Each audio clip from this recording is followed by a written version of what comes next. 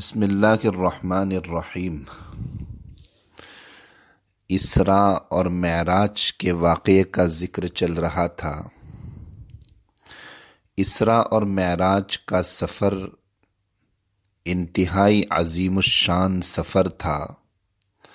اس موقع پر سرور کائنات صلی اللہ علیہ وسلم نے اللہ تعالیٰ کی قدرت کے بہت رفیع اور وقی مناظر اور بڑی روشن نشانیاں دیکھی۔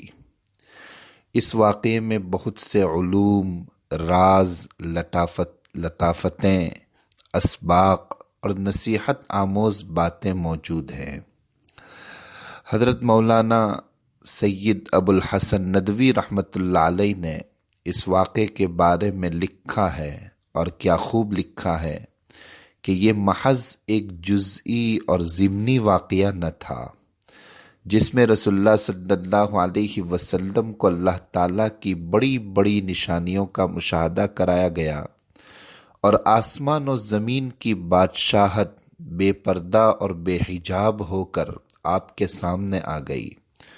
نبوت کے اس غیبی اور آسمانی سفر میں اس کے علاوہ بھی بہت بلند اور لطیف مطالب و معانی پوشیدہ ہیں، اور اس میں بہت دررس اشارات کیے گئے ہیں۔ یہ دو صورتوں یعنی سورہ بنی اسرائیل اور سورہ نجم، دونوں صورتیں جو واقعہ معراج کے سلسلے میں نازل ہوئی، یہ اعلان کرتی ہیں کہ رسول اللہ صلی اللہ علیہ وسلم دونوں قبلوں یعنی مسجد حرام اور مسجد اقصیٰ کے نبی ہیں، اور دونوں سمتوں یعنی مشرق اور مغرب کے امام ہیں، اور اپنے پیشرو تمام انبیاء کرام کے وارث اور بعد میں آنے والی پوری نسل انسانی کے رہبر اور رہنما ہیں۔ آپ کی شخصیت اور آپ کے سفر معراج میں مکہ مکرمہ بیت المقدس سے اور مسجد حرام مسجد اقصیٰ سے ہم آگوش ہو گئی۔ آپ کی امامت میں تمام انبیاء نے نماز پڑھی۔ یہ دراصل آپ کے پیغام و دعوت کی عمومیت اور آفاقیت، اور آپ کی امامت کی ابدیت اور ہر طبقہ انسانی کے لیے آپ کی تعلیمات کی ہماگیری صلاحیت کی دلیل اور علامت تھی۔ یہ واقعہ رسول اللہ صلی اللہ علیہ وسلم کی شخصیت کا صحیح تعارف اور اس کی صحیح نشاندہی، آپ کی قیادت اور امامت کا بیان، آپ کی اس امت جس میں آپ مبعوث ہوئے اس کے اصل مقام اور حیثیت عرفی کا تعین، اور اس پیغام و دعوت اور مخصوص کردار کی پردہ کشائی کرتا ہے جو اس امت کو اس وسیع اور عریض دنیا اور عالمی برادری میں انجام دینا ہے۔ نبی اکرم صلی اللہ علیہ وسلم ایک نئے مرحلے کی طرف پیش قدمی فرمانے والے تھے۔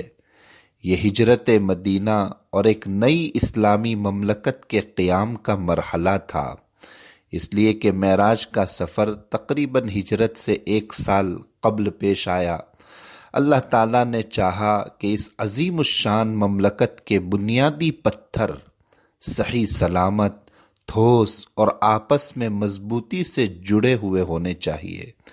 اس سلسلے میں سرور کائنات صلی اللہ علیہ وسلم کو اور آپ پر ایمان لانے والوں کو امتحان اور آزمائش کے انتہائی صبر آزما مرحلے سے گزارا گیا، تاکہ آپ کے پیروکاروں کو، آپ کے فرما برداروں کا ہر اول دستہ، ہر قسم کی کمزوری، دلوں کی ہر بیماری اور شک و شبے سے پاک ہو جائے، اور طاقتور، مخلص، پکا، سچا اور کھرا مومن بن جائے۔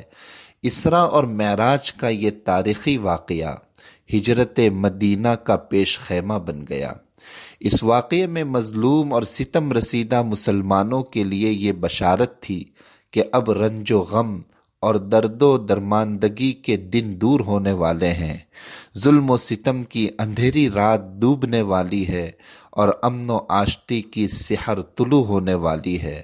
روئے زمین پر مومنوں کی سطوت و شوکت کا ڈنکا بجنے والا ہے، یہی وجہ ہے کہ اللہ تعالیٰ نے سورہ بنی اسرائیل میں اسرا کا واقعہ نہایت جامع اور مختصر انداز میں صرف ایک آیت میں ذکر کیا اور فوراً ہی کلام کا رخ یہود کی سیاہکاریوں اور جرائم کی طرف موڑ دیا۔ پھر انہیں آگاہ کیا کہ یہ قرآن اس راستے کی ہدایت دیتا ہے جو سب سے سیدھا اور صحیح راستہ ہے۔ قرآن مجید کی تلاوت کرنے والے کو بسا اوقات شبہ ہوتا ہے کہ یہ دونوں بے جوڑ سی باتیں ہیں کہ پہلی آیت میں معراج کا واقعہ ہے، پھر دوسری آیت میں یہود کو خطاب ہو رہا ہے، لیکن در حقیقت ایسا نہیں ہے۔ اللہ تعالیٰ اس اسلوب کے ذریعے یہ اشارہ فرما رہا ہے کہ اب یہود کو نوع انسانی کی قیادت سے معزول کیا جانے والا ہے، اس لیے کہ انہوں نے ایسے جرائم کا ارتکاب کیا ہے جن میں ملوث ہونے کے بعد انہیں اس منصب پر کسی صورت باقی نہیں رکھا جا سکتا۔